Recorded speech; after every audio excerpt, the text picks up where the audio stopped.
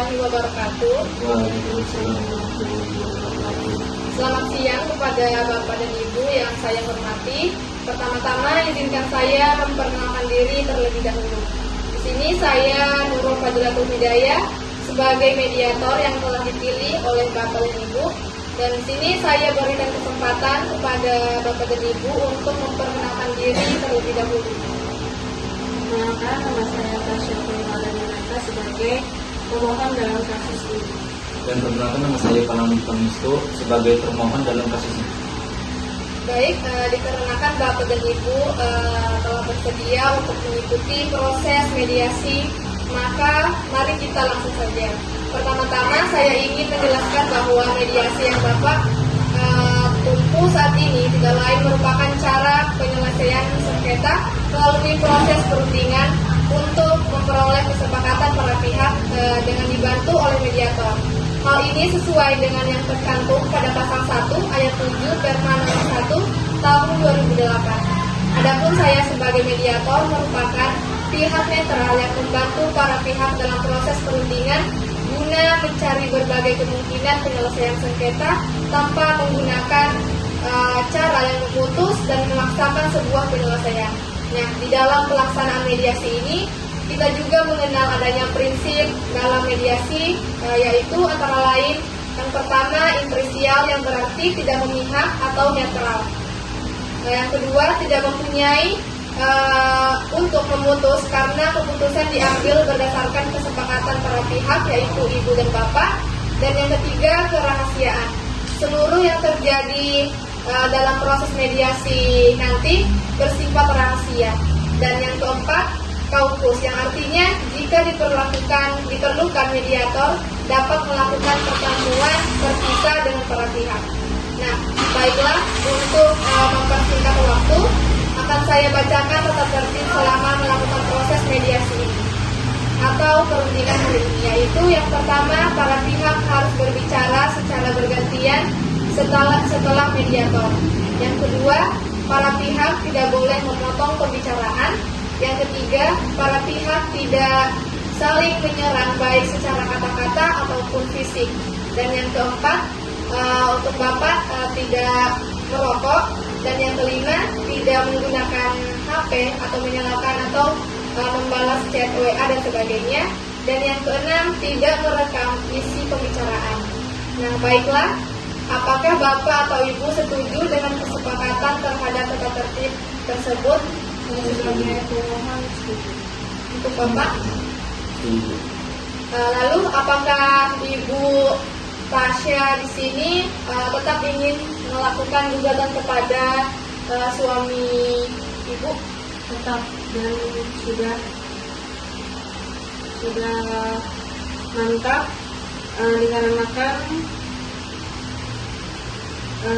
saya sebagai istri yang diselingkuhi sebagai istri yang telah diselingkuhi oleh tergugat.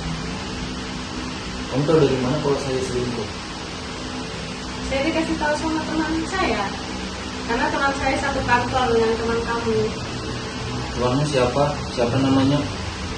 Terus Teman kantornya di mana? teman aku namanya Alan.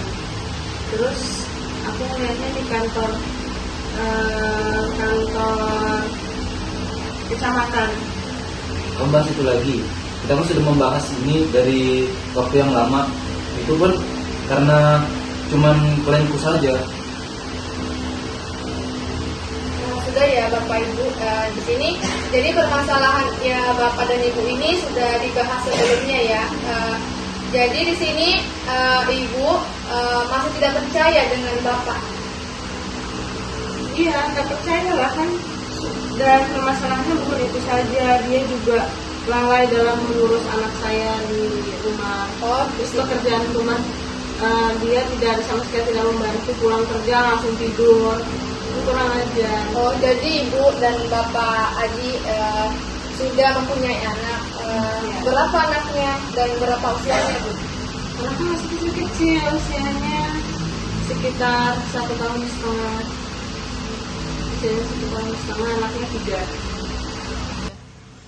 Anak kami ada 3, umurnya 1,5 tahun, Nah, untuk permasalahan dalam mengurus anak dan rumah ini kan kita sudah sepakat kalau saya kerja ini kan pasti capek lah, pasti ada lah namanya untuk istirahat untuk sebentar kan, buat isi pikiran dulu. Itu kan capek kalau kerja, tidak langsung itu juga langsung kerja rumah. Jadi harusnya kamu ada waktu untuk meluangkan untuk istrimu dan anakmu lah.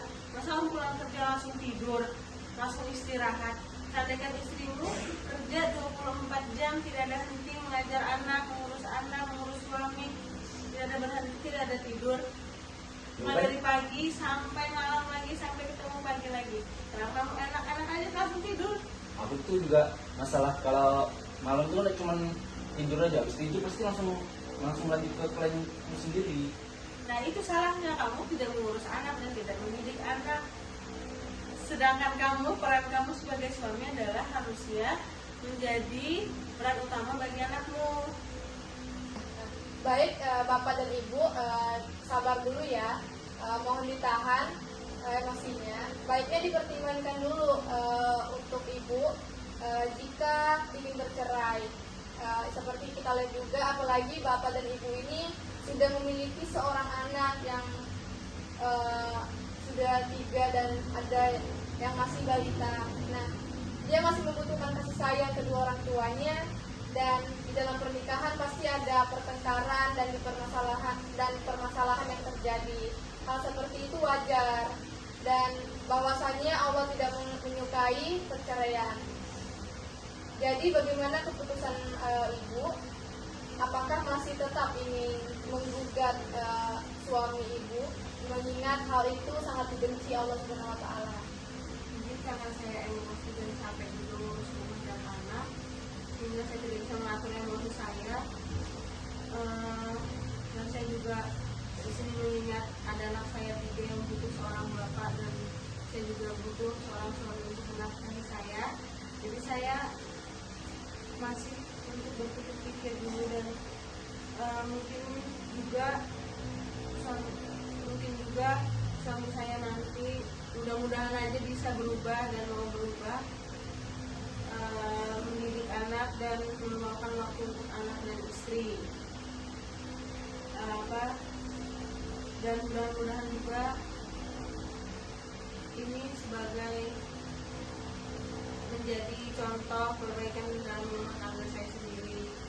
Jadi terima kasih kepada Media Talk sudah mengingatkan saya dan suami saya bahwasannya perceraian itu dibenci oleh Allah. Mungkin karena efek emosi aja semua ini. Alhamdulillah, jadi keputusan Ibu tidak bercerai dengan suami Ibu, benar begitu Ibu? Ya.